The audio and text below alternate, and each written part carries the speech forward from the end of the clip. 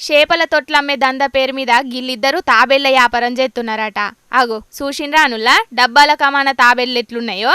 మొత్తం 400 మీదనే నక్షత్ర తాబేళ్లతో పాటు అమ్మనికి పర్మిషన్ లేని తీరొక్క తాబేళ్లను పట్టుకున్నారు పోలీసోళ్ళు. మేడ్చల్ పిర్జాది గూడలున్న గీళ్ల దుక్నంలా చేపలు పచ్చులతో పాటు తాబేళ్లను కూడా అమ్ముతున్నారని పోలీసోళ్ళకి ఎవరో చెప్పిండ్రట.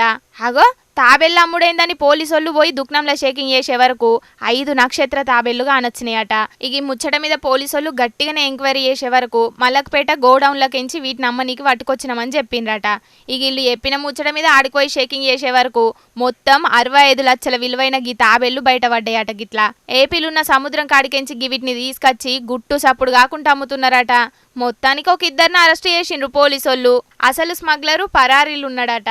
ఇక పట్టుకున్న తాబేళ్లు మొత్తం ఫారెస్ట్ ఆఫీసర్లకు అప్పజెప్పి పరారీలున్న క్రిమినల్ కోసం జల్లడబడుతున్నారట పోలీసోళ్ళు. గంజాయి డ్రగ్స్ ఎర్రచందనమే కాకుండా ఆఖరుకు తీరొక్క జీవాలను కూడా స్మగ్లింగ్ చేయబట్టే కొందరు బట్టే బాజిగాన్లు. ఏం చేస్తాం, పైసల కోసం ఏమైనా చేస్తారు కొందరు.